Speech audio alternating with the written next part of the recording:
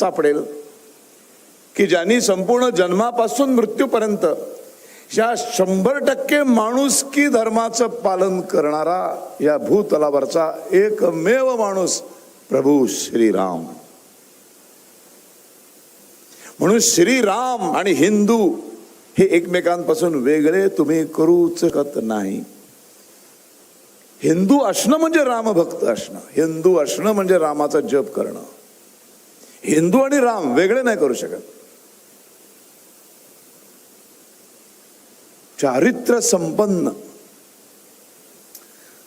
जन्मापासून मृत्यूपर्यंतच्या संपूर्ण कारकिर्दीवरती एकही शिंतोडा नसलेला असा विश्वातला एकमेव राजा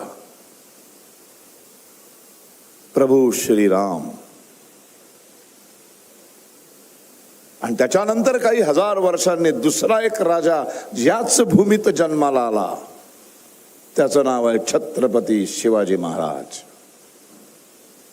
दोनच 195 देश आहेत, पण प्रत्येक देशामधला राष्ट्रपती, त्यांचा पंतप्रधान, जे काही त्यांचं उच्च पद असेल, तो देश कसा चालवतो याच्या मोजपट्ट्या हिंदुस्थानामध्ये आहेत.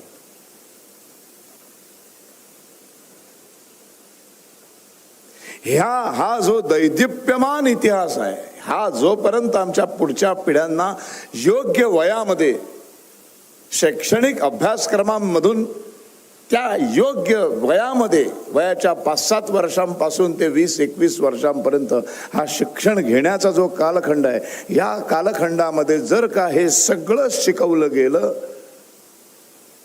तर वेगळं हिंदू राष्ट्र करण्यासाठी धडपडण्याची गरजच होणार नाही. कारण ह्या सगळ्या पिढ्या सगळ्या हीन गोष्टींपासून दूर जातील, कारण त्या योग्य वयामध्ये त्यांच्यावर हे हिंदू संस्कृतीचे संस्कार होतील. आणि इथंच आपण मार खातो. या सगळ्या दैदिप्यमान भारताच्या संस्कृतीपासून, इतिहासापासून, आपल्या संपूर्ण शिक्षण पद्धतीपासून आपल्या सगळ्या पिढ्यांना जन औषधि केंद्रों पर मिलने वाली दवाओं की कीमत बाजार में जो दवाएं मिलती हैं उसी क्वालिटी की, लेकिन जन औषधि केंद्र में 50% से 90% तक उसकी कीमत कम होती है। 18,000 से अधिक जन औषधि केंद्रों के साथ जन औषधि पहुंच गई है देश के सभी राज्यों में, जहां 2,000 से अधिक दवाइयां और 300 से ज्यादा सर्जिकल उपकरण उपलब्ध हैं। इस योजना से अब तक जरूरतमंदों के 40,000 करोड़ रुपए बचे हैं। आप भी नजदीकी केंद्र पर जाएं और सस्ती एवं अच्छी दवाइयों का लाभ उठाएं। 12 विश्वविद्यालय होती. एकेका विश्वविद्यालयामध्ये 9-9 लाख 8-8 लाख ग्रंथ होते.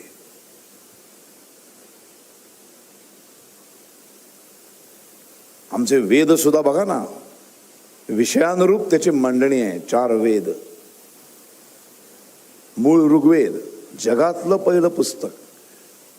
तुमच्या मुलांना सांगा, जगातलं पहिलं पुस्तक भारतामधलं आहे, हिंदूंचं आहे, ऋग्वेद.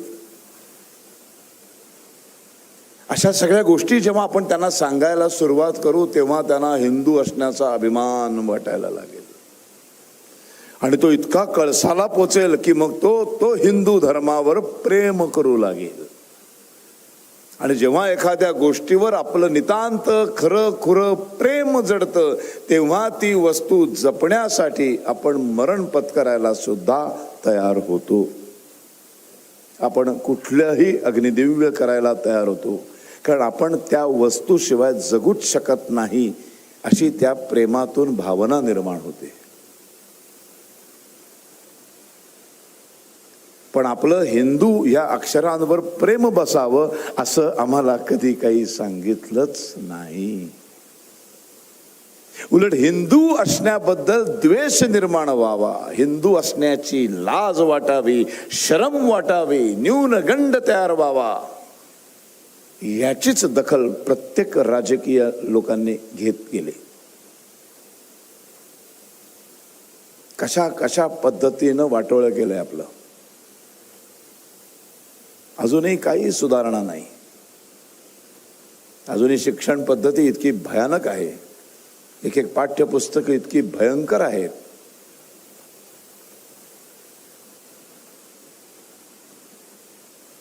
कुटुंब व्यवस्था ही या देशाची सगळ्यात मोठी ताकद आहे.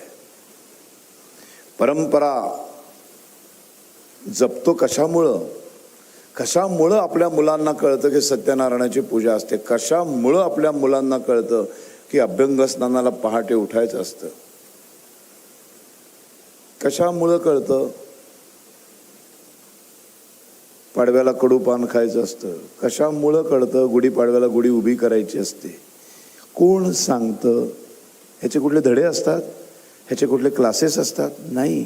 कुटुंब व्यवस्थेतून हे सगळं कळतं. एकत्र कुटुंब पद्धती, आजी आजोबा, 2-3 काका आत्या, सगळ्यांची मुलं, काही सांगावं लागत नाही. जन्माला आल्यापासून प्रत्येक सणवार, त्या सणवाराला काय काय परंपरा जपल्या जातात, काय काय संस्कार केले जातात, काय काय विधी केले जातात, बघत बघत शिकतो मुलगा. बघत बघत त्या सगळ्या श्लोकांची गोडी लागायला लागते. पर्वचा नावाची गोष्ट असायची संध्याकाळची. घराघरामध्ये पर्वचे म्हटले जायचे. शुभं करोती पासून ते रामरक्षेपर्यंत 8-10 स्तोत्र होती. त्यातलं एकही स्तोत्र आम्ही पुस्तक घेऊन कधीही पाठ केलेलं नाही, कधीच पाठ केलेलं नाही. आम्हाला श्रीसूक्त, पुरुष सूक्त, अथर्वशीर्ष, भीमरूपी, रामरक्षा हे कानावर पडून पडून पाठ झालं. कधी पाठ झालं आम्हाला कळलंच नाही. आणि एक दिवशी आम्ही आई वडिलांबरोबर सहज बोलायला लागलो, तेव्हा आमच्या लक्षात आलं, अरे मला हे सगळं येतं. एवढी मोठी मोठी स्तोत्र, एवढी संस्कृत मधली स्तोत्र मलाही येतात. कोणी जबरदस्तीने बसवलं नाही.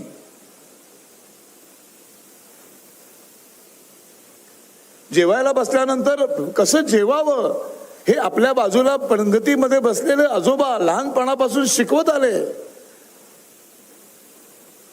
डावात लावायला गेले की नाही, पटकन फटका बसायचा हातावरती. हे जेवताना डावात नाही, डुंगण धुताना डावा, जेवताना उजवा.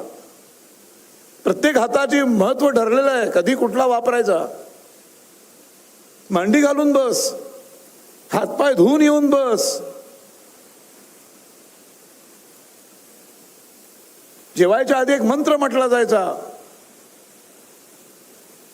वदनी कवल घेता नाम घ्या श्रीहरीचे, उदर भरण नोहे नाम घेता पुकाचे, जीवन करी जीवित्वा अन्न हे पूर्ण ब्रह्म, उदर भरण नोहे जाणीजे यज्ञ कर्म. नम पार्वती पते हर हर महादेव. आणि मग सुरुवात.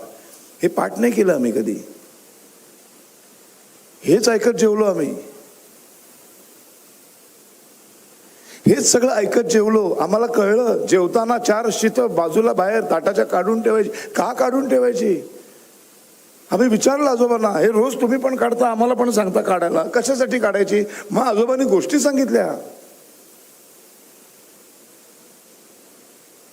अरे आपण जसं जेवतो तसे या विश्वामध्ये डोळ्याला दिसणारे न दिसणारे असंख्य जीवाणू आहेत, असंख्य किटाणू आहेत, असंख्य विषाणू आहेत. त्यांच्यासाठी 4 गोष्टी काढ. काय संस्कृती आहे?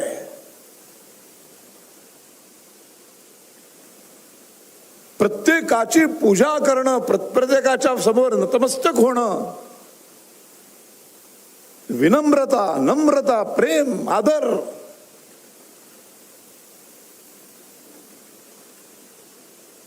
सामाजिक समता, बंधुता हे वेगळं कोणी शिकवलं नाही, आमच्या DNA मध्ये आहे ते.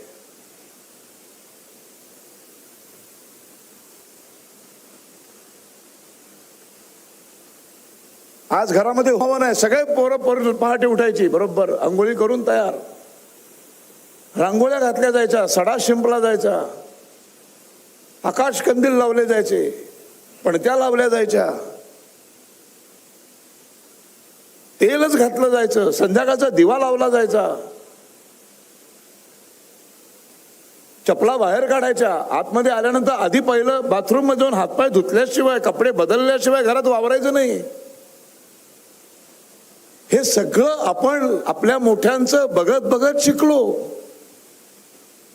वेगळं बसून कोणी क्लासेस नाही घेतले, कोणी संस्कार वर्ग नाही घेतले,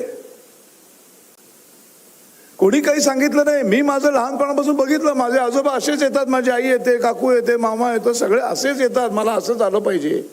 शंका आली, विचारली, चुकून एखाद्या वेळेला चप्पल घालून आत आलो, फटकन फटका बसला पायावर, गेलो बाहेर, पटकन ठेवून आलो, पण मनात शंका होती, असं का? मग उत्तर दिली गेली, का नाही घालायची चप्पल बाहेरची आतमध्ये?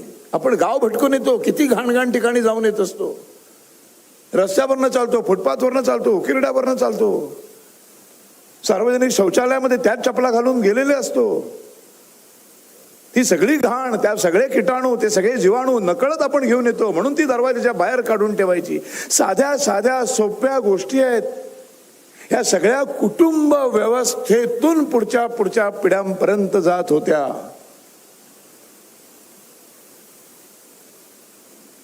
हे शिक्षण आहे, एक आदर्श शिक्षण, एक आदर्श संस्कृती. प्रत्येकाला लॉजिक आहे का असंच जेवायचं? सगळं अन्न शेवटी पोटातच जाणार आहे. मग कोशिंबीर, चटण्या, भात, पोळी सगळं एकत्रच करावं, राडा.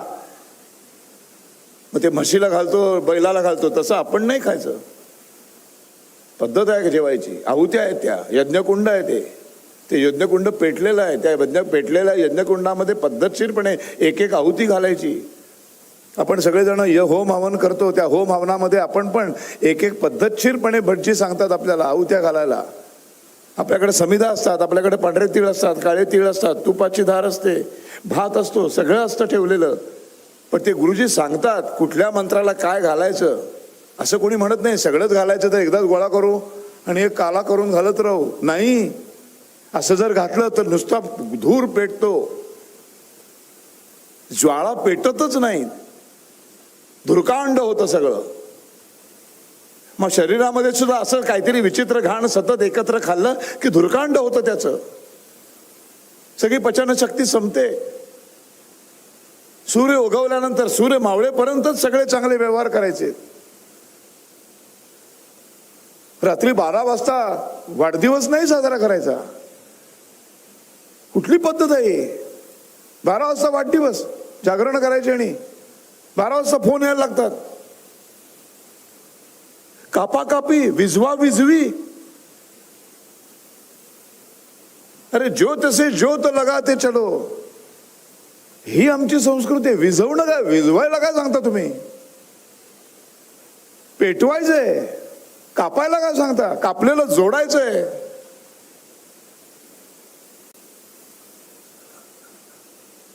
काय सांगितलं? आम्हाला वेद माहितीच नाही. आम्हाला ऋग्वेद हे पहिलं पुस्तक आहे, आमच्या पिढ्यांना माहितीच नाही.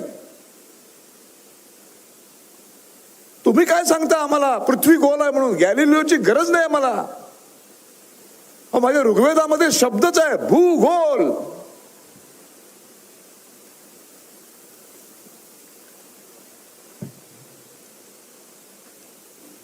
भू म्हणजे भूमी, ती गोल आहे. जगातलं सर्वोत्तम दिनदर्शिका भारताची आहे. खगोलशास्त्राचा प्रचंड मोठा अभ्यास केलेला आहे. जगातलं पहिलं पुस्तक ऋग्वेद, याच्यामधली 21 सूक्त बायकांनी लिहिलेली आहे, स्त्रियांनी लिहिली आहे. इतका मोठा दर्जा स्त्रियांना दिलेला आहे.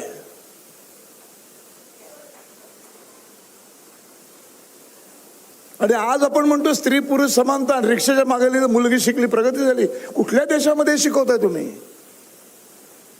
ती अधोगती कुणामुळे झाली? हिंदू धर्मामुळे नाही झाली अधोगती.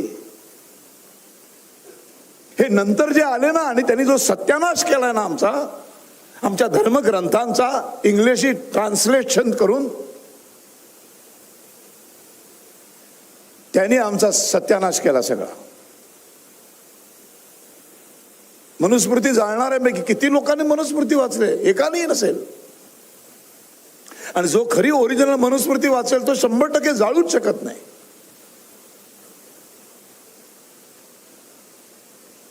किती लोकांनी वाचले मनुस्मृती? इथे बसलेल्या किती लोकांनी वाचले? इथे बसलेल्या किती लोकांनी ऋग्वेद वाचलाय? इथे बसलेल्या किती लोकांनी यजुर्वेद वाचलाय, सामवेद वाचलाय? एखाद दोन माणसं शोधावीच लागतील. आम्हाला माहितीच नाही आम्ही कोण आहोत. हिंदू आहे म्हणजे काय मला माहितीच नाही, त्यामुळे माझं प्रेमच बसत नाही. आणि अगदी त्याच वेळेला मला मात्र सगळं ख्रिस्ती धर्म, सगळ्या त्यांच्या गोष्टी शिकवल्या गेल्या. सगळं घाणेरडं ते आम्ही स्वीकारलं नाही, पद्धतशीरपणे स्वीकारायला भाग पाडलं. मग पुढच्या या सगळ्या पिढ्या जर हे सगळं संस्कृत भाषा शिकत राहिले, बोलत राहिले, लिहित राहिले, पुढच्या सगळ्या भारतीय लोकांना संस्कृत लिहिता वाचता आणि बोलता जर येत राहिली तर हे सगळे नकळतपणे हे वेद वाचणार, हे उपनिषद वाचणार. मग गॅलिलिओचं महत्व भारतात कमी होणार. मग गुरुत्वाकर्षण सांगणारे न्यूटनचं महत्व भारतात कमी होणार. कारण गुरुत्वाकर्षण यांच्या हजारो वर्षा आधीच सांगून ठेवलेलं आहे.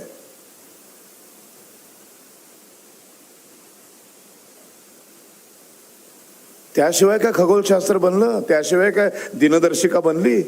त्याशिवाय काय सगळे पहिले 30 महिन्यांनंतर 31 महिने झाले? त्याशिवाय काय मध्येच एक अधिक महिना आला? गुरुत्वाकर्षणाचा शोध तेव्हाच लागलेला आहे. अणुबॉम्बचा शोध तेव्हाच लागलेला आहे.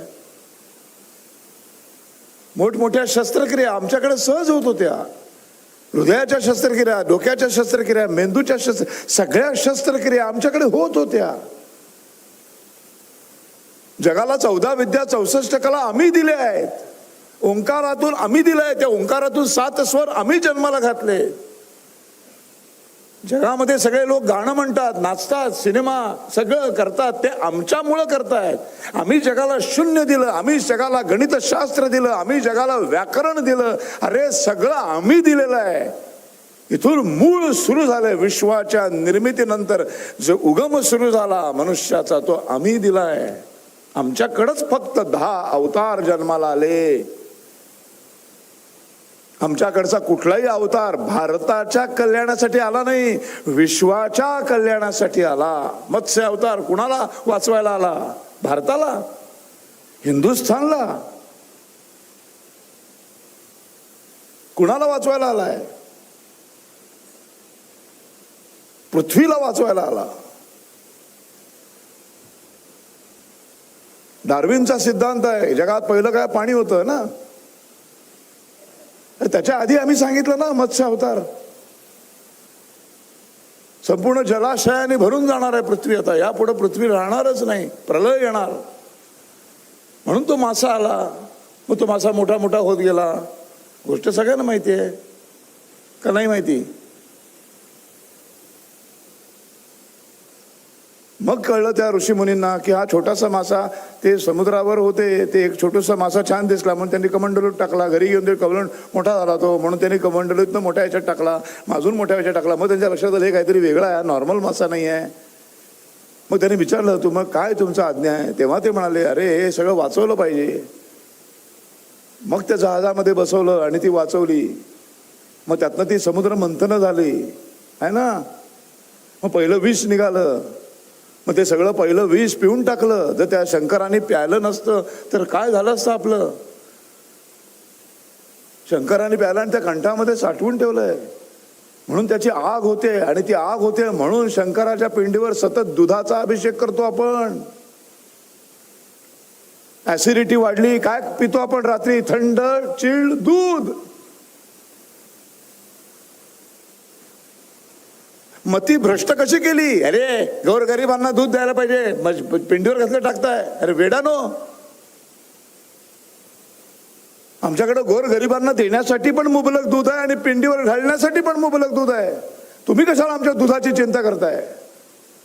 पण तरुणाईची मती भ्रष्ट करायची आणि हिंदू धर्माबद्दल न्यूनगंड निर्माण करायचा, हिंदू धर्मात जे आहे ते सगळं फालतू, ते सगळं थर्ड क्लास. ख्रिस्ती धर्मातलं सगळं चांगलं, इस्लाम मधलं सगळं चांगलं, त्याच्याबद्दल बोलायची हिंमत नाही एकाही नास्तिकाची.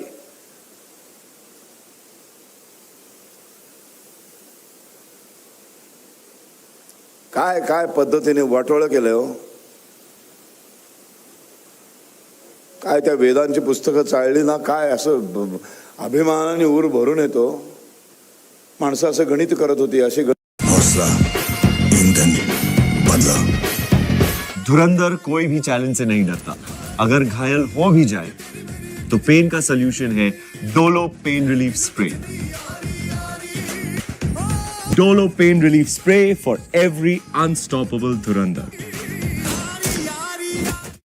टाकली 8-8 लाख ग्रंथ जाळले, तरी त्या ग्रंथातलं सगळं शिल्लक राहिलं. शिल्लक कशामुळे राहिलं?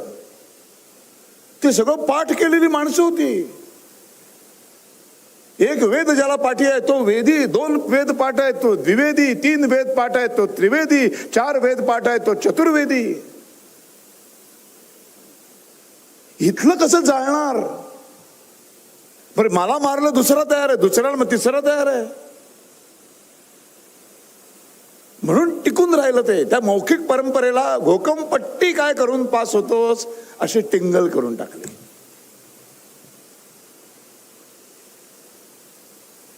तुमच्या, आणि हे आतापासून नाही, 1820, 1920, 2020, 205 वर्ष हेच चालू आहे. आत्ता कुठे जाग यायला, आत्ता हिंदू कुठेतरी जागा व्हायला लागलाय, आणि त्याचं संपूर्ण श्रेय नरेंद्र मोदी आणि त्यांच्या सरकारला द्यायला पाहिजे. म्हणजे फार काही त्यांनी हिंदूंच्यासाठी केलंय अशातला भाग नाहीये, पण ही ताकद दिली आहे, नो डाऊट. म्हणजे 14ला, 19ला आणि आता जर मोदींच्या ऐवजी चुकून तो राहुल जर आला असता तर आपलं वाटोळच झालं असतं.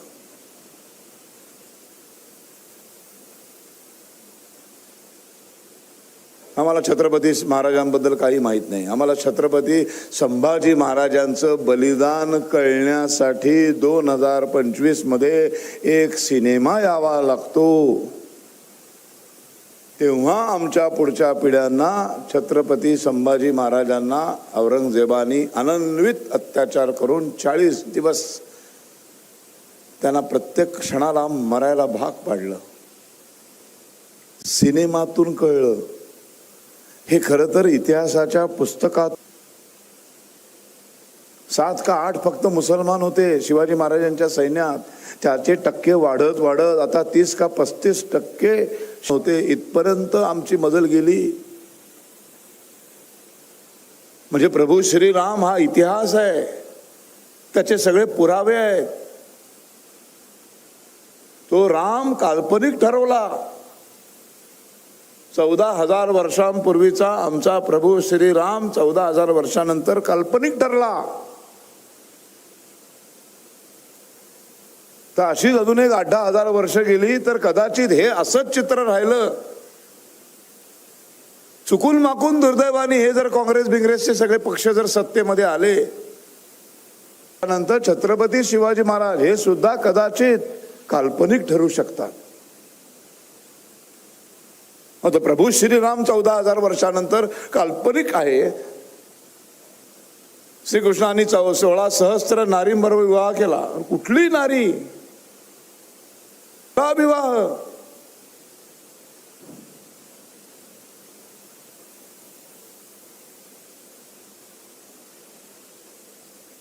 पण आत्ता जर जागे झालो नाही, आत्ता जर आपण खडबडून जागे होऊन आपली इतिहासाची पुस्तकं जर चाळायला सुरुवात केली नाही तर मात्र फार भयानक परिस्थितीला सामोरं जावं लागणार. 1947 साली असेच आपण थंड पडलो, असेच आपण आपल्या इतिहासापासून अनभिज्ञ समाज निर्माण झाला. त्याचा इतका मोठा परिणाम झाला की या भारत मातेचे तुकडे पडले, जिची आज आपण पूजा केली.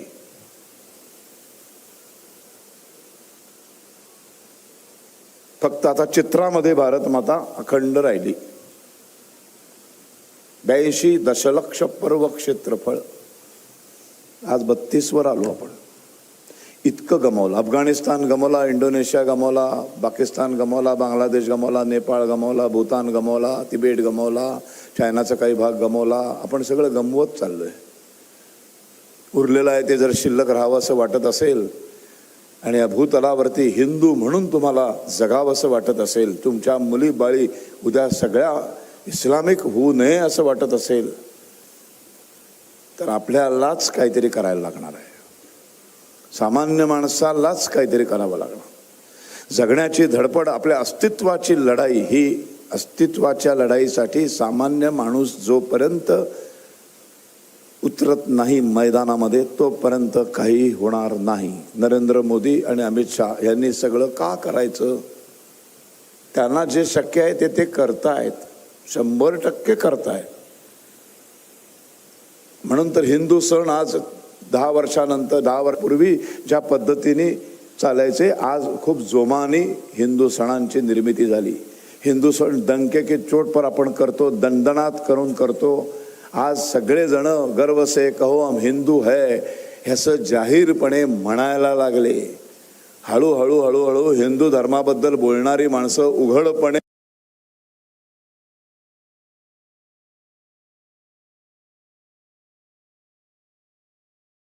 हिंदुत्वावर भाषणं देऊ लागली, व्याख्यानं होऊ लागली, हिंदू समाज जागृत होऊ लागला. आणि याचं संपूर्ण श्रेय हे नरेंद्र मोदी आणि भारतीय जनता पक्षाला द्यावंच लागेल. आणि त्याच्याही पेक्षा हेच संपूर्ण श्रेय हे 100 वर्ष पूर्ण झाल्या राष्ट्रीय स्वयंसेवक संघाला द्यावं लागेल. कारण भाजप हे मूल आहे आणि आई RSS आहे. अत्यंत शांत चित्ताने सगळे आघात, सगळा विरोध, सगळ्या अवहेलना, सगळे चेष्टा, थट्टा, मस्करी, घृणा, सतत बंदीची मागणी, सगळी सरकार विरोधात, अशा सगळ्या संकटांना तोंड देत 100 वर्षांनी आजही राष्ट्रीय स्वयंसेवक संघ ताठ मानेने उभा आहे. संघटना उभी नाही, त्या संघटनेमुळं आज हिंदू उभा आहे. त्या संघटनेमुळं आज भाजप उभी आहे. आणि तोंड फिरवलं, सत्तेच्या लोभापायी काहीतरी काँग्रेसच्या वळचणीला गेले, तर अशा 10 भाजप उभं करण्याची क्षमता राष्ट्रीय स्वयंसेवक संघामध्ये आहे. हे भाजपवाल्यांनी पण लक्षात ठेवावं. असं समजू नये की आता आम्हाला पर्याय नाही. सॉरी, आज आपण जिथे उभे आहोत तिथे एकदा निश्चिती झाली की सुरू होईल दुसरी उभी करायला. 10 वर्षात एक नवीन पक्ष पर्याय म्हणून उभा राहील, प्रखर हिंदुत्ववादी पक्ष. असं होणार नाही, असं होऊ नये. फक्त अहंकारामध्ये राहू नये की आता सगळं आमच्या हात नाही. इथे बसलेले आहेत, तसं तुम्हाला त्यांनी निर्माण केलंय, तसं अजून एक 10-20 वर्षामध्ये वेळ लागेल. थोडासा 10-15 वर्ष वाट बघावी लागेल, पण दुसरा तुमचा बाप येऊन समोर उभा राहील.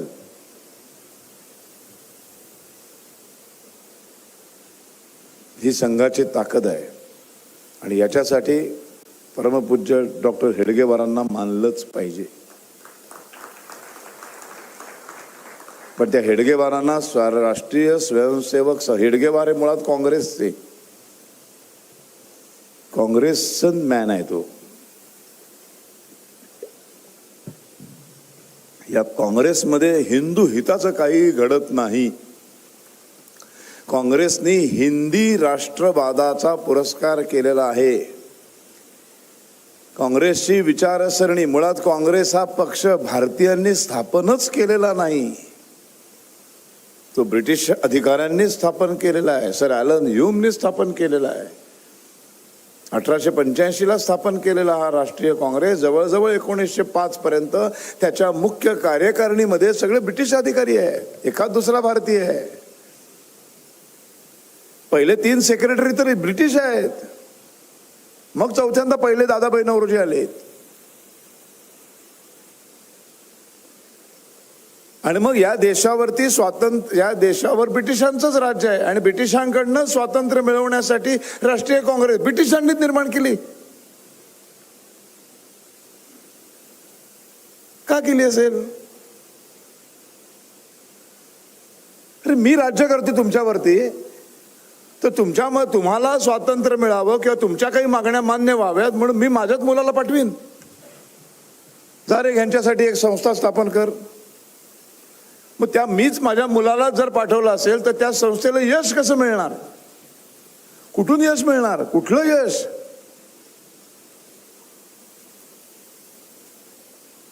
धूळफेक करण्यासाठी बनवलेली संस्था. कुठली मोठी आंदोलनं झाली? कुठली आंदोलनं 100% यशस्वी झाली आणि स्वातंत्र्य झेंड्यापर्यंत जाऊन पोचली? सांगा ना मला. कुठली अशी आहेत सांगा? असं कुठलं काँग्रेसचं एक राष्ट्रीय लेवलवरचं आंदोलन ज्यांनी स्वातंत्र्य मिळवून दिलं? छोटी छोटी फुटकी. सावरकर म्हणतात तसं, हा ब्रिटिश नावाचा वृक्ष आहे, हा मुळापासून उपटण्याची गरज आहे. हा विषारी वृक्ष आहे. या विषारी वृक्षाच्या छायेखाली भारतीय लोक कसा काय श्वास घेतील? विषारी श्वासच घेणार आणि मरणारच आपण. आणि हे काँग्रेसवाले हे सगळी आंदोलनं जे काय करतात फुटकळ, ती फक्त झाडाची एखादी फांदी तोडण्यासाठी, एखादं फळ आमच्या पदरात पडावं म्हणून केलेलं आंदोलन आहे ते. आपलं शत्रुत्व हे ब्रिटिश वृक्षाच्या मुळाशी आहे. हा वृक्ष मुळापासून उपटून टाकत नाही तोपर्यंत हा देश स्वतंत्र होणार नाही. माहितीच नाही आपल्याला.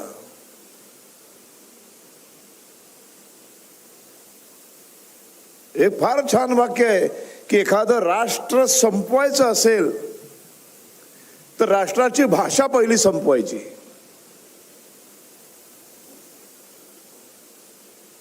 का त्या राष्ट्राचं ज्ञान, विज्ञान, संस्कृती, परंपरा ह्या सगळ्या त्या राष्ट्राच्या राष्ट्रीय भाषेमध्ये लिहिलेल्या असतात आणि त्या भाषेतून त्या पुढच्या पिढ्यांमध्ये परावर्तित होत असतात. त्यामुळं पहिला घाव भाषेवर घालायचा. ती भाषा संपली, त्या भाषेपासून पुढच्या पिढ्या तोडून टाकल्या, त्याच्यात एकदा यश मिळालं की सगळ्या ज्ञान, विज्ञान, संस्कृती, परंपरेपासून पुढच्या पिढ्या तुटल्या. बरोबर ब्रिटिशांनी हेच केलं. पहिलं काम काय केलं 200 वर्षापूर्वी, तर ब्रिटिशांनी जे शिक्षण पद्धती इथे राबवायला सुरुवात केली, ब्रिटिशांच्या शाळा, महाविद्यालय इथे सुरुवात केली, त्या सगळ्यातून संस्कृत भाषाच गायब झाली.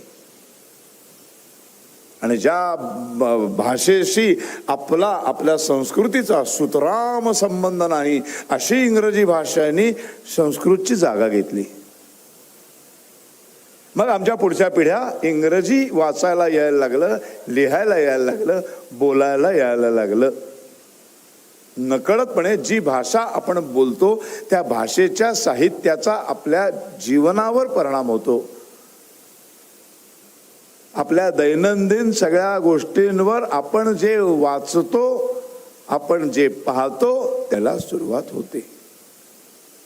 आता पुढच्या पिढ्यांना, भारतीय पुढच्या पिढ्यांना संस्कृत येईन असं झालं. त्यामुळं सगळ्या वेद, उपनिषद, पुराण, रामायण, महाभारत या सगळ्यांपासून त्या पिढ्या दूर गेल्या आणि त्या ठिकाणी इंग्रजी भाषा आली.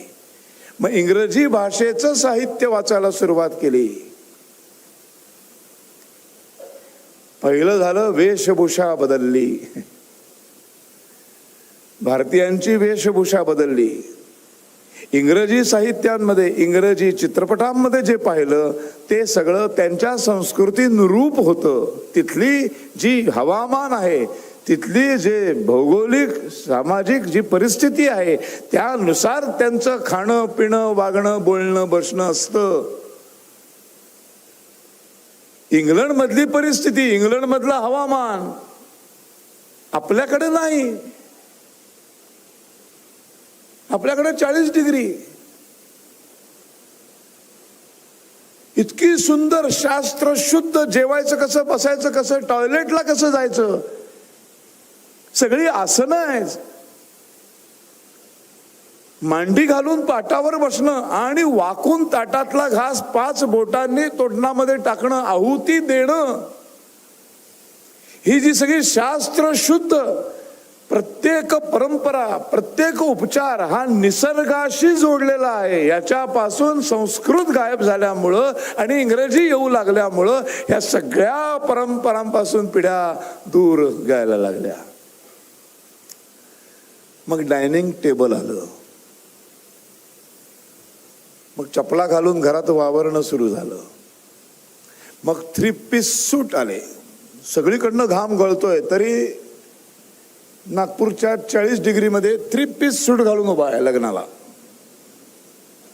अरे अक्कल आहे का तुला? इथे कशाला घालतोस ते? इथे साधे सुती कपडे घालायला पाहिजे.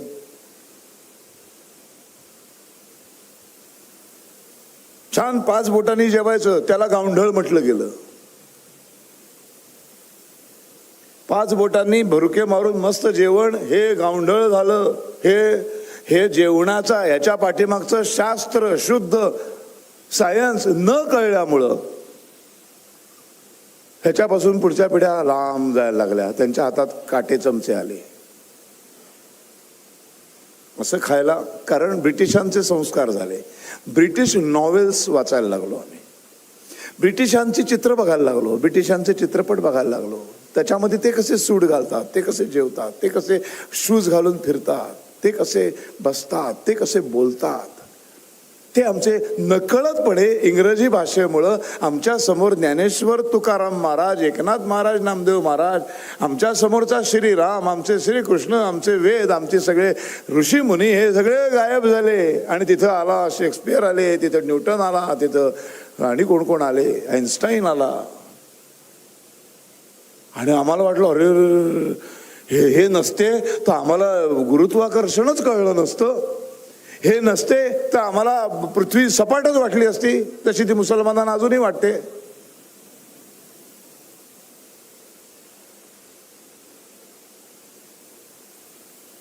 हाही अत्यंत हुशारीने, अत्यंत स्लो पॉयझन करून भारत संपवला.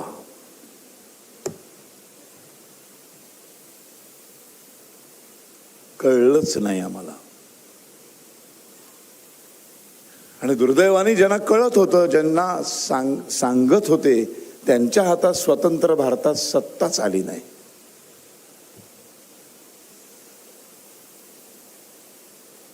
आणि ज्यांच्या हातात सत्ता आली त्यांना हिंदू असण्याचीच लाज वाटत होती. अपघाताने आम्ही हिंदू आहोत असं जे जाहीरपणे म्हणणारे पंतप्रधान आम्हाला मिळाले. आणि मग त्यांनी काय केलं, पहिली 47 पासून पहिली 5 वेळा मुसलमानाला आपल्या केंद्रीय शिक्षण मंत्री बनवलं.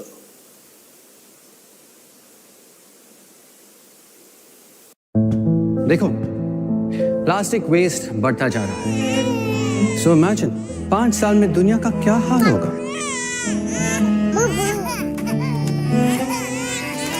आप नंबर 1 बेबी केयर ब्रांड है. इस प्रॉब्लम का कोई सोल्यूशन है ना? हिमालय बेबी केयर के नए पैक्स, टन्स लेस प्लास्टिक एवरी ईयर. मतलब 5 साल में 500 टन प्लास्टिक आपकी दुनिया से कम हो जाएगा. A green initiative to reduce plastic waste by Himalaya. Himalaya Baby Care, now in new packs for a cleaner, kinder world. त्यांच्याकडे डिग्र्या होत्या काही नाही, मदरशांमध्ये शिकलेले. ते स्वतंत्र भारताचे पहिले शिक्षण मंत्री सलग 10 वर्ष. मग नंतर पुढे अजून 3 मुसलमान आले. मग त्यांच्यासमोर एक त्यांच्या डोक्यात फिक्स होतं की ज्या मुसलमानांनी 500 वर्ष या देशाचं नुकसान केलंय, त्या सगळ्या मुस्लिम आक्रांतांचं महिमामंडन करून भारतीय पुढच्या पिढ्यांच्या मनामधला मुस्लिमांच्या बद्दलचा सगळा आक्रोश आणि सगळा द्वेष कमी करत जायचं. आणि अकबर कसा सेक्युलर होता, टिपू सुलतान कसा द ग्रेट वॉरियर होता, अशा खोट्या पद्धतीचा भयंकर इतिहास आणि पाठ्यपुस्तक शिक्षण पद्धती स्वतंत्र भारतात शाळा महाविद्यालयामधनं काय शिकवायचं ती शिक्षण पद्धती बनवण्याचीच जबाबदारी मुसलमानावर टाकली.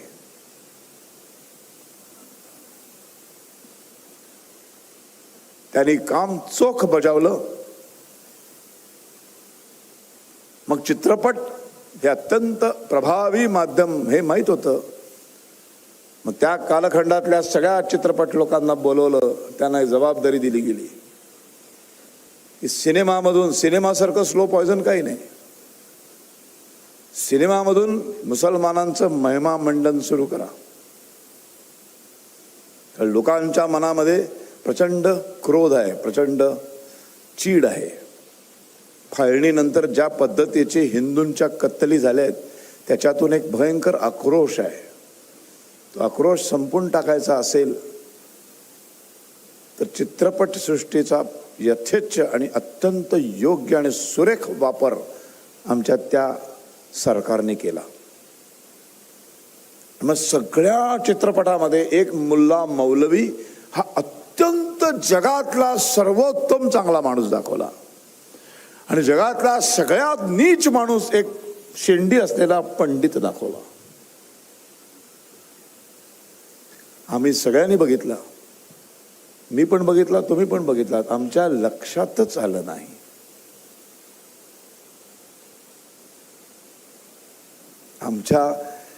आम्हाला काय संस्कार नकळत केले जात आहेत आमच्या लक्षातच आलं नाही. सिनेमामधून असा मारा, पाठ्यपुस्तकातून तसा मारा. हिंदू मुस्लिम भाई भाई हम सब एक है, साबरमती के संत तूने कर दिया कमाल, देश को दी आजादी बिना खड्ग बिना ढाल. हे संस्कार आमच्या 79 वर्ष भारतीय स्वतंत्र भारतातल्या पिढ्यांवरती झाले. त्या सगळ्या संस्कारांमधनं बाहेर पडणं, बाहेर ह्या 140 करोड भारतीयांना काढणं हे अशक्य होऊन बसलंय आता. म्हणून ही व्याख्यानं, म्हणून ही विचार प्रवर्तक, ही जी व्याख्यानं माला ज्या सगळ्याकडे चालू आहेत हे अत्यंत महत्त्वाचं आणि अत्यंत मोलाचं काम प्रत्येक गावागावात शहरात व्याख्यानं आयोजित करणाऱ्या मंडळांचं फार मोठं कॉन्ट्रीब्युशन आहे आजच्या काळात.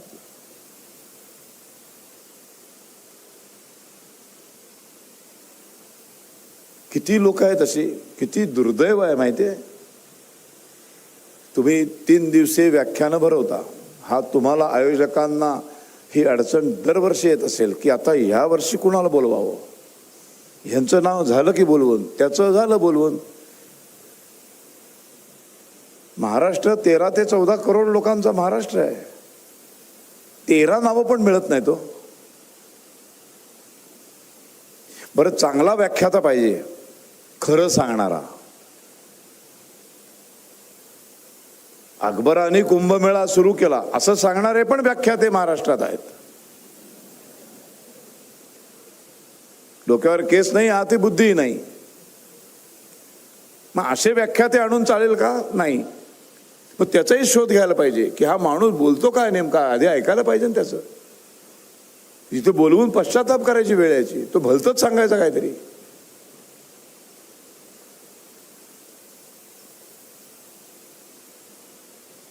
किती भयानक परिस्थिती आहे. 13 करोड मध्ये 13 चांगली माणसं नाहीत.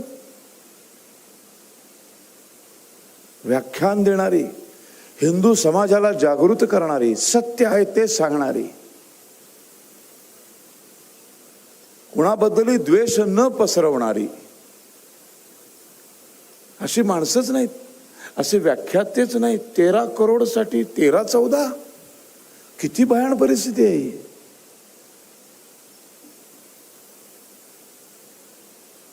मग पुन्हा पुन्हा आम्हाला बोलवतात. दर 2 वर्ष झाले की येतं बोलवा. झाली 2 वर्ष त्यांना. नागपूरमध्ये वर्षातून 1-2-3 वेळा तरी येतो मी.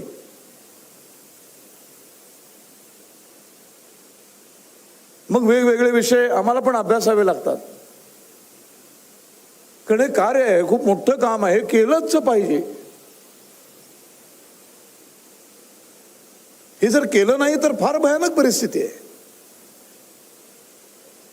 वाचत बिचत तर कोणीच नाही. मग निदान 4 गोष्टी कानावर पडल्या तरी काहीतरी एवढ्या बसलेल्या माणसांमध्ये सगळ्यांनी बदलावं ही मी बावळट अपेक्षा कधीच करत नाही.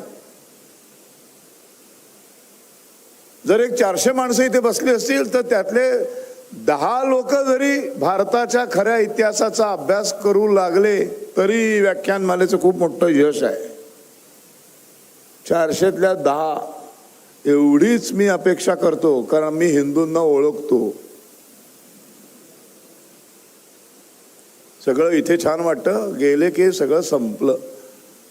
राष्ट्रभावना, देशभक्ती, राष्ट्रभक्ती, धर्मभक्ती ही त्या एका विशिष्ट लहान वयापासून रुजवावी लागते. 40-50 नंतर मग ती नाही रुजत. सगळे कोडगे शरीर असं झालेलं आहे, मेंदू असा टणक झालेला आहे, आत शिरायला दरवाजेच नाहीत ओपन.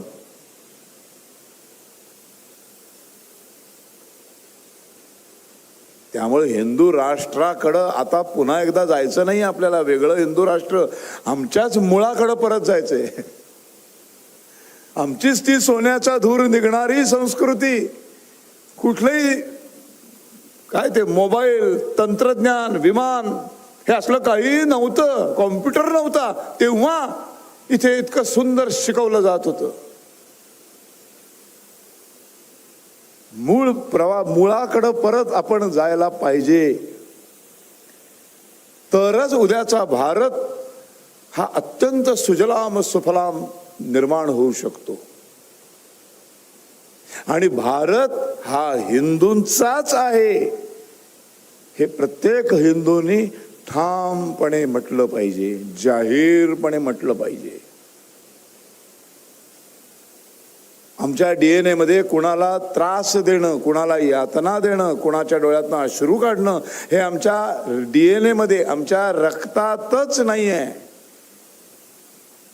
त्यामुळे हिंदू राष्ट्र झाल्यावर अहिंदूंचं काय होणार ही भीती बाळगण्याची अहिंदूंना गरज नाही. पण जसं मुसलमान जपानमध्ये जपानीज लोकांचा देश आहे मान्य करून राहतात, फ्रान्समध्ये हा फ्रेंचांचा देश आहे, अमेरिका अमेरिकन लोकांचा देश आहे, इंग्लंड ब्रिटिशांचा आहे, स्पेन स्पॅनिश लोकांचा आहे, हे जसं मान्य करून राहतात तसंच भारतामध्ये भारत हा हिंदूंचा आहे हे मान्य करून त्यांनी इथे राहावं. कुठलीही वेगळी सोयी सुविधा सवलत इथे त्यांना वेगळं कुठलेही लाड त्यांचे पुरवले जाणार नाहीत, कुठलीही वेगळी सवलत त्यांना दिली जाणार नाही. हे ठामपणे सांगणारे राज्यकर्ते आम्हाला हवे आहेत. तुम्ही इथे सुखाने राहा, फक्त मान्य करून राहा की हा देश हिंदूंचा आहे, जसं तुम्ही बाकीच्या देशात मान्य करून राहता. हे ठणकावून सांगण्याची जर राज्यकर्त्यांमध्ये हिंमत नसेल तर ती सामान्य माणसाने दाखवली पाहिजे. देश बदलतो, काळ बदलतो, राष्ट्र बदलतं, समाज बदलतो, समाज व्यवस्था बदलते, तशा लढाया पण बदलतात. लढायांची रणांगण बदलतात, हातातलं शस्त्र बदलतं, वाहनं बदलतात. पूर्वी घोडे होते, रथ होते, घोडे रथ गेले, तलवारी होत्या, धनुष्य बाण होते, तेही गेले. असं बदलत बदलत बदलत बदलत आताचं युद्ध बघताय तुम्ही, प्रत्यक्ष समोरासमोर सैनिकच नाही आहेत. इस्रायल कुठं आहे, अमेरिका कुठं आहे आणि इराण कुठं आहे बघा ना जरा. कुठून कशी क्षेपणास्त्र टाकली जातात आणि काय युद्ध चालू आहे. युद्धाचं रामराज्यातलं राम रावण युद्ध आणि महाभारतातलं युद्ध आणि आताचं युद्ध इतकं अमूलाग्र बदललेलं आहे. आता सर्वसामान्य माणसांना ज्या युद्धामध्ये सहभागी व्हायचंय आणि सर्वसामान्य माणसांनी 2026च्या या बदललेल्या कालखंडामध्ये बदललेली समाजव्यवस्था, बदललेलं भौगोलिकरण आणि या देशामध्ये स्थापन झालेली लोकशाही हे सगळं लक्षात घेऊन आपलं शस्त्र काय याचा शोध घेतला पाहिजे. हिंदू राष्ट्र होण्याच्या वाटेच्या मध्ये येणारे सगळे शत्रू कोण आहेत नेमके? फक्त मुसलमान शत्रू नाही आहेत, मुसलमानांपेक्षाही जास्त हिंदू शत्रू आहेत हिंदू राष्ट्राच्या मध्ये. हा शत्रुबोध फार महत्वाचा आहे. आता आपल्याला लढायचं नाहीये. आता आपल्याला आपली लढाई दर 5 वर्षांनी एकदा येते, ती आहे निवडणूक. म्हणून निवडणुकीच्या रिंगणात म्हणतात बघा, निवडणुकीच्या मैदानात उतरा असे शब्द वापरतात. युद्ध आहे एक प्रकारचं. आणि त्या युद्धामध्ये सर्वसामान्य माणूस मत नावाचं शस्त्र घेऊन उतरतो. हे मत नावाचं शस्त्र घेऊन तुम्ही उतरलंच पाहिजेत. कारण मुसलमानांसमोर ध्येय आहे, त्यांना संपूर्ण विश्वाचं दारुल इस्लाम बनवायचंय. हस के लिया पाकिस्तान, लढ के लेंगे हिंदुस्तान, या त्यांच्या घोषणा आहेत. एक तुकडा घेऊन गेलेत, अजून 10 तुकडे करायचे. हळूहळू हळूहळू, बरं त्यांना घाई नाही एवढी. पुढच्या 200-400 वर्षांमध्ये या संपूर्ण हिंदुस्थानचं, संपूर्ण पाकिस्तान, जसं इराणचं केलं, जसं इराकचं केलं, जसं सिरियाचं केलं, जसं असंख्य देशांचं केलं, फक्त हिंदुस्थान राहिलाय शिल्लक. पण हिंदू जर असे झोपलेले राहिले तर पुढच्या 2-4 वर्षांची पण गरज नाही, 50-60 वर्षामध्ये हे काम त्यांना यश मिळेल. आपल्या पिढ्या 50-60च्या पुढची लोक आहेत, सगळी निघून जाऊ आपण. आपली पोरं बाळं, आपली नातवंड, यांचं जगणं भयानक असेल. 79 वर्षात 3 करोड मुसलमानांचे 30 करोड मुसलमान झाले. एक हक्काचा देश घेतल्यानंतर उरलेल्या भारतातली 8 राज्य मुस्लिम बहुसंख्य झाली. मशिदींची अपार संख्या वाढली. मिलिटरी आणि रेल्वे नंतरची इतकी भयंकर जमीन वक्फ बोर्डाच्या अंडर गेली. सगळं आपल्या डोळ्यासमोर हिंदू झोपलेला आहे. हिंदूंना मात्र प्रत्येक गोष्ट कायद्याच्या चौकटीत बसून करावी लागते. आपल्याकडे मुस्लिम पर्सनल लॉ आहे, वक्फ बोर्ड कायदा आहे. आत्ता ते 370 रद्द झालं. जे जम्मू काश्मीर एकेकाळी 100% मुस्लिम, आपलं हिंदूंचं राज्य होतं, 100% हिंदू राहत होते.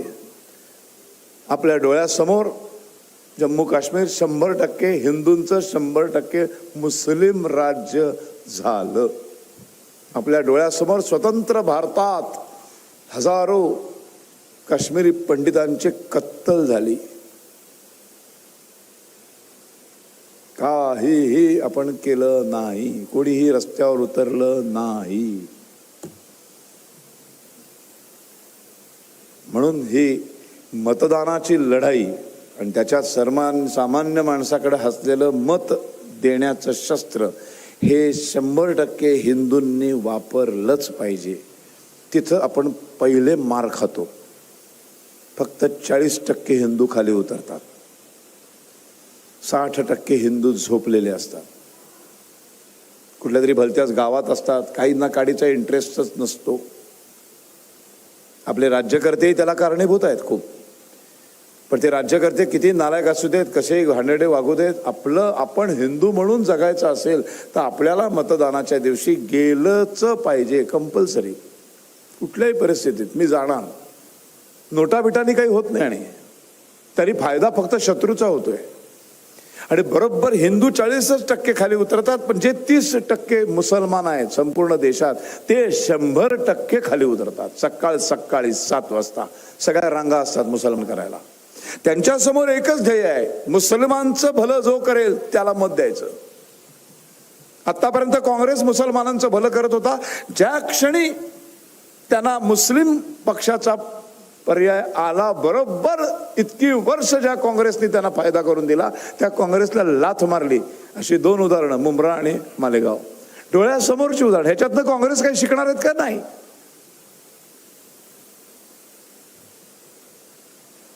पण हिंदू मात्र उतरत नाही. जोपर्यंत 100% हिंदू खाली उतरत नाही, मी कुणाला मत द्या मी सांगणारच नाही. फक्त उभे राहाल मतदान करायला, 2 मिनिटं शांत विचार करा. मोठे अडथळे कुठले कुठले पक्ष आहेत, कुठले कुठले उमेदवार आहेत आणि हिंदू राष्ट्राच्या बाजूने कोण कोण आहेत, तर हा मार्ग सुकर होईल. आणि मग एक विचार करा, जो हिंदू हित की बात करेगा वही देश पर राज करेगा, असं म्हणा, शांत डोक्याने विचार करा आणि तुमचं शस्त्र चालवा. हा झाला पहिला उपाय. आणि दुसरा उपाय, या देशातले मुसलमान 4-5 पिढ्यांच्या पूर्वी सगळे 98% या देशातले मुसलमान हे हिंदूच होते, कोणी तिकडनं आलेलं नाहीये. आणि जे असे नव्याने झालेले असतात ते जास्त कट्टर असतात, ते आपण मुसलमान आहोत हे सतत दाखवण्याचा प्रयत्न करतात. म्हणून UAE मधला मुस्लिम शेख अतिशय आनंदाने संपूर्ण 5 कडव्याचं वंदे मातरम गातो. इथल्या मुसलमानाला प्रॉब्लेम आहे.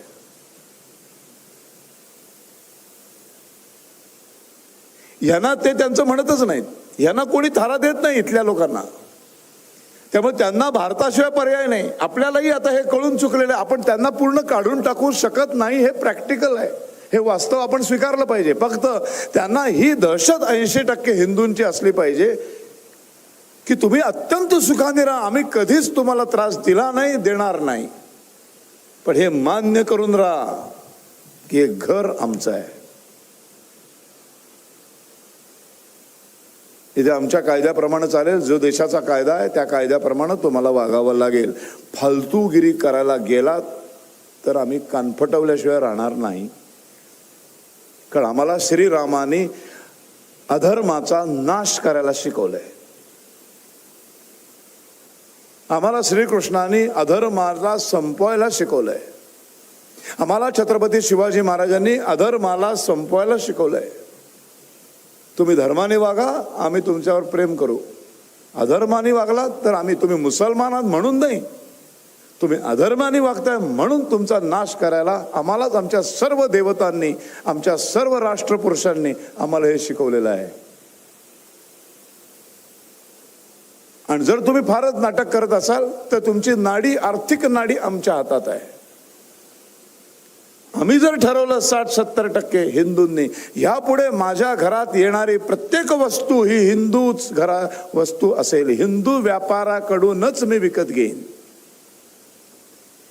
माझ्या घरात येणारा प्रत्येक कारागीर कुठलाही असू देतो, तो हिंदूच येईल.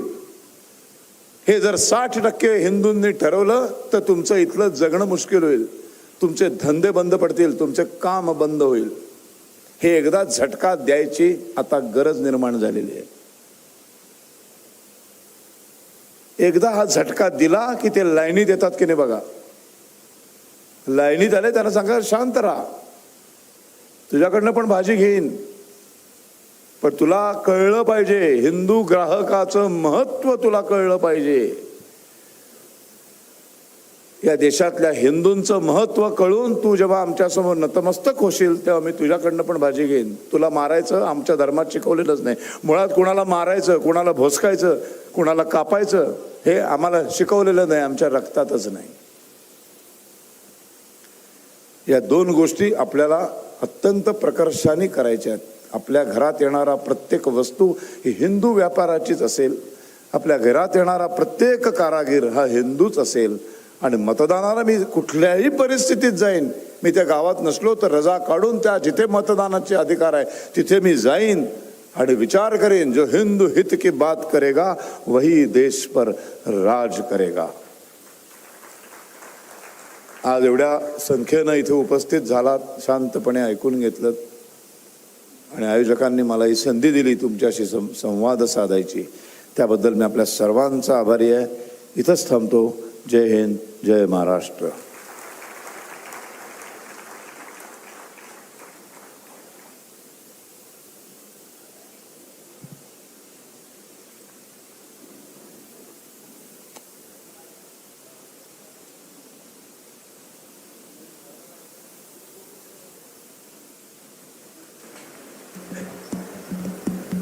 आरतीसाठी आनंद पांढरीपांडे आणि बाकी केशवनगर हायस्कूलची शिक्षकांची टीम.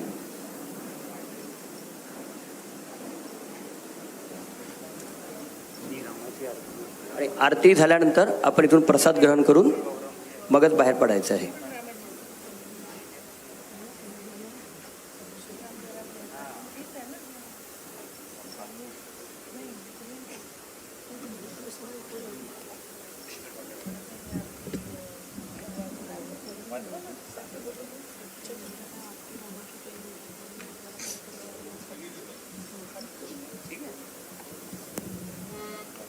एक मिनिट.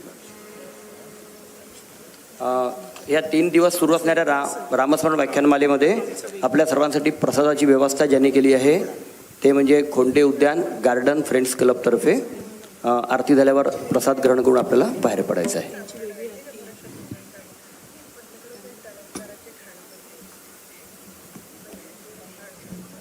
नमस्कार.